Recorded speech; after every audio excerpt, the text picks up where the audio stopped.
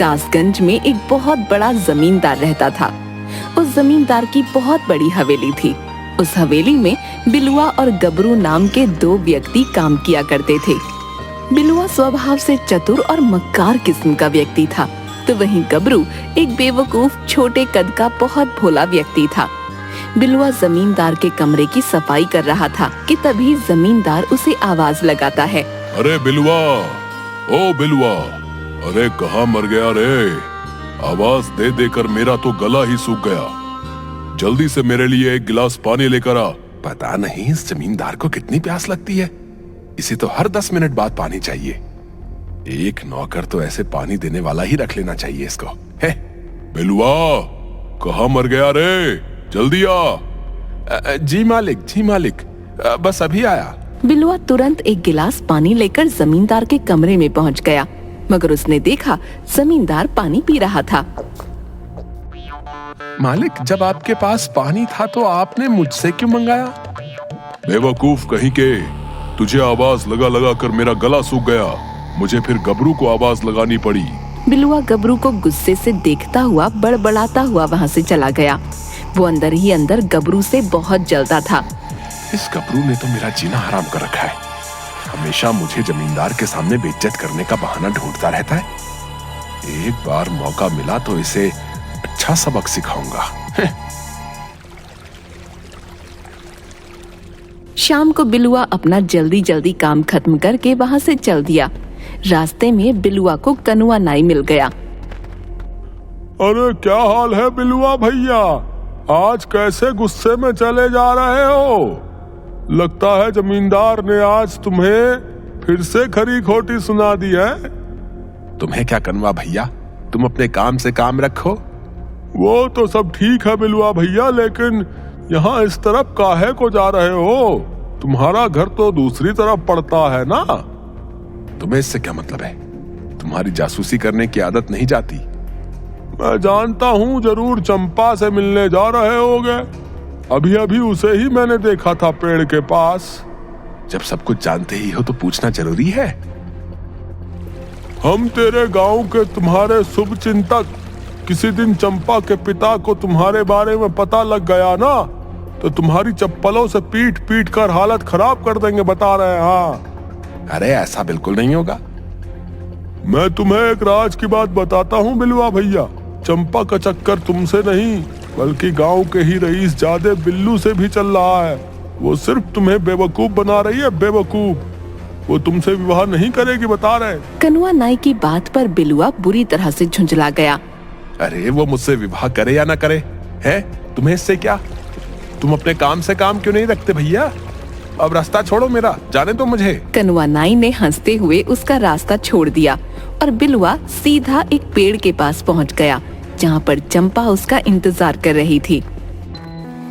1 घंटे से तुम्हारा इंतजार कर रही हूँ बिलुआ, और तुम अब आए हो जब मेरा घर जाने का टाइम हो गया है।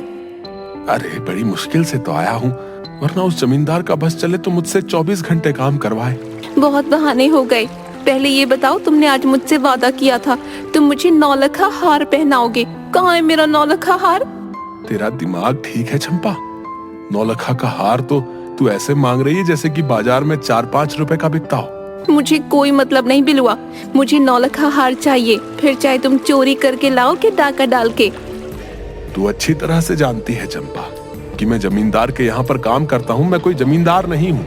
ठीक है, सोच लो। मेरे पीछे गांव का बिल्लू भी पड़ा हुआ है। मैंने तो सुन रखा है कि वो मेरे लिए नौलखा हार भी लेकर आ गया है। 3 दिन की मोहलत देती हूँ तुम्हें। अगर 3 दिन में तुम हार लेकर नहीं देते हो ना तो मैं बिल्लू से शादी करने की हामी भर दूंगी। हाँ। इतना कहकर चंपा वहाँ से चली गई और बिलुआ सर पर हाथ रखकर बैठ गया। अरे अब इसके लिए 9 लखा का हार कहाँ से लेकर आऊं? तभी बिलुआ को गबरू आता दिखाई दिया। अबे कहाँ जा रहा है? इधर जंगल की तरफ है? मैं तो अक्सर खाना खाने के बाद जंगल की तरफ ही टहलने निकल जाता हूँ। सुबह जमींदार के सामने तो बड़ा आकड़ दिखा रहा था। जब उन्होंने मुझसे पानी मंगाया था तब तुझे क्या जरूरत थी उनके लिए पानी लाने की? उन्होंने मुझसे जब पानी मंगवाया तो क्या मैं उसे मना कर देता?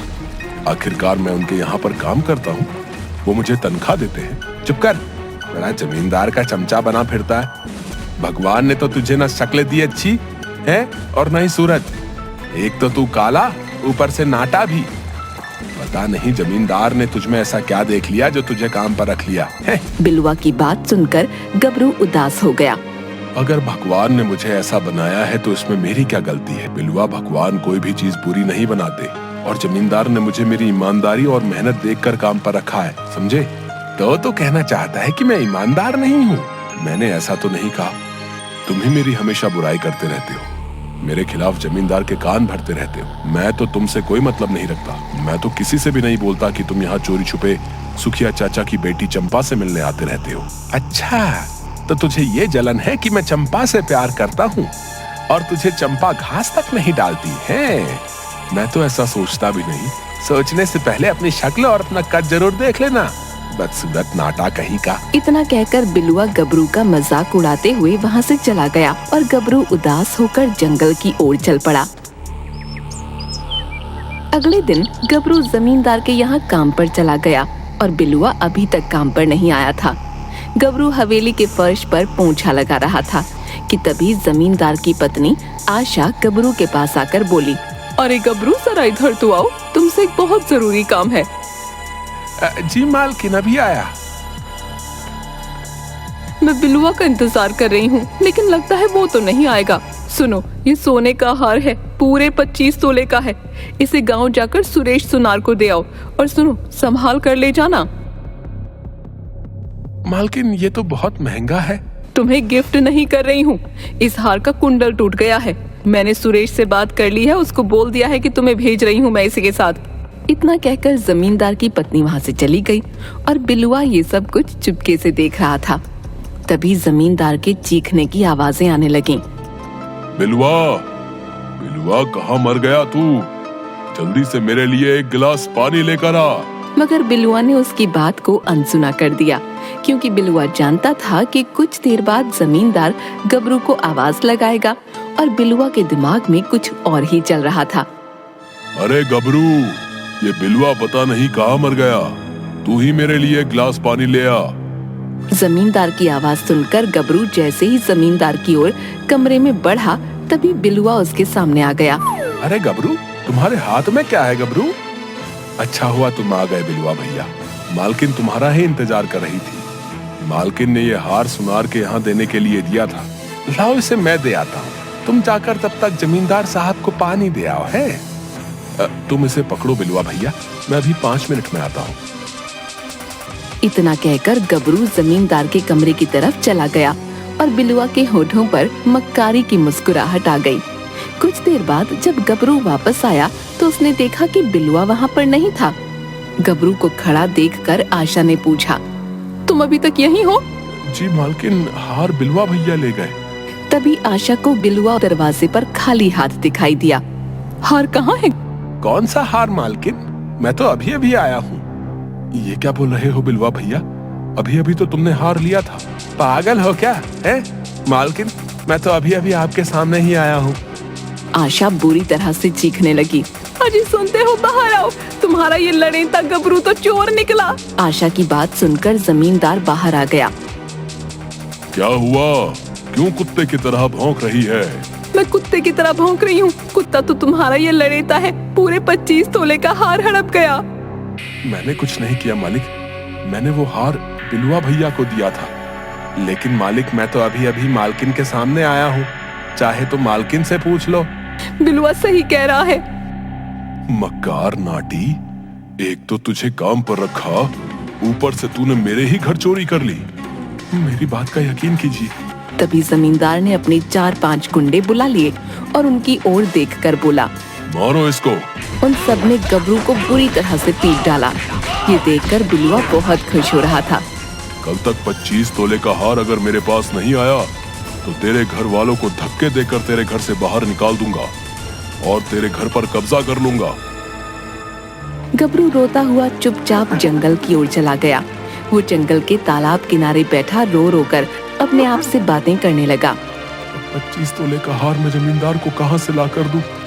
एक तो गांव वाले वैसे भी मुझे बदसूरत और नाटा कहकर चिढ़ाते हैं, ऊपर से कल जमींदार मेरे घर वालों को घर से बाहर निकाल देगा तो मैं क्या करूंगा? मेरे जिंदा रहने का कोई हक नहीं है। इतना कहकर गबरू उस तालाब से छलांग लगाने ही वाला था कि तभी उस तालाब से एक धुआं उठा और एक बेहद भयानक चेहरे वाली चुड़ैल उसके सामने आ गई। चुड़ैल को देखकर गबरू बिल्कुल नहीं डरा। ये देखकर चुड़ैल को बड़ा आश्चर्य हुआ। ये तालाब मेरा है, मुझे देखकर अच्छे अच्छों की सिट्टी पिट्टी गुम हो जाती है। तुझे डर नहीं लग रहा? नहीं, क्योंकि तुमसे ज्यादा बदसूरत तो मैं हूँ। मुझे तुमसे डर क्यों लगेगा?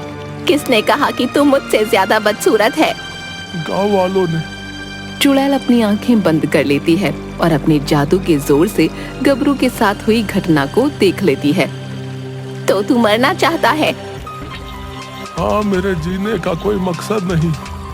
एक काम करो, तुम ही मुझे मार दो। नहीं, पहले इस तालाब में एक डुबकी लगा। डुबकी लगाने से ही तेरी मौत हो जाएगी। चुड़ैल की बात सुनकर गबरू दौड़ता हुआ तालाब में कूद जाता है, मगर जैसे ही डुबकी लगाकर अपना सर उठाता है, वो देखता है कि वो लंबा हो चुका था और एक सुंदर युवक में परिवर्तित हो चुका था। अब उसके सामने कोई चुड़ैल नहीं बल्कि एक सुंदर स्त्री खड़ी थी। मैं तो एक सुंदर नौजवान में बदल गया और तुम तो एक चुड़ैल थी। ये सब क्या है? मैं एक परी हूँ। तुम्हारा साफ दिल देखकर मुझे तुम पर दया आ गई। ये तालाब जादुई है। इतना कहकर उस सुंदर स्त्री ने एक सोने का भरा कलश गबरू को दे दिया। ये तो पूरा सोने का भरा हुआ है। मैं इतने सोने से क्या करूँगा? तुम्हें अब किसी की गुलामी करने की जरूरत नहीं है। इस सोने से तुम जमींदार का कर्ज चुका देना। गबरू खुश होता हुआ अपने घर की ओर चला गया। अगले दिन वो जमींदार के पास जाकर 25 तोले के बराबर सोना उसे दे आया। कुछ ही दिनों में गबरू ने जमींदार से बड़ी हवेली अपने गांव में बनवा ली और मुखिया की बेटी से उसका विवाह हो गया। ये देखकर बिलुआ अंदर ही अंदर जल भुने जा रहा था। वो चंपा को यही बता रहा था। पता नहीं नाटी इतना सुंदर और धनवान कैसे बन गया। तुमने तो उसे चोरी के इल्जाम में फंसाकर बाहर निकलवा दिया था, मगर हवेली से बाहर निकलकर तो उसकी किस्मत चमक गई। अरे उसे मैंने तेरे लिए ही तो फंसाया था। तुझे ही तो 9 लखा का हार चाहिए था। नहीं, सच तो यह है कि तुम शुरू से ही गबरू से खार खाते थे। लेकिन तुमने ही तो कहा था चाहे चोरी करके लाओ, डाका डालकर लाओ, है? लेकिन मुझे 9 लखा का हार चाहिए। अगर मैं तुमसे ये बोलती कि मेरे माता पिता को जाकर मार दो, तो क्या मार देते? ये कैसी बातें कर रही हो तुम? सही बोल रही हूँ मैंने तुम्हारे जैसा घटिया आदमी कभी नहीं देखा। इतना कहकर चंपा ने बिलुआ का दिया हुआ हार बिलुआ के मुंह पर फेंक दिया। ये लो तुम्हारा चोरी के पैसों से खरीदा हुआ हार।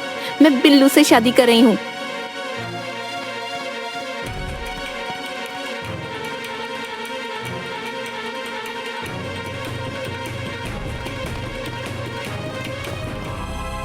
बिलुआ, तो वो तू है जिसने गबरू जैसे अच्छे इंसान पर गलत इल्जाम लगाकर उसे जलील करवाया।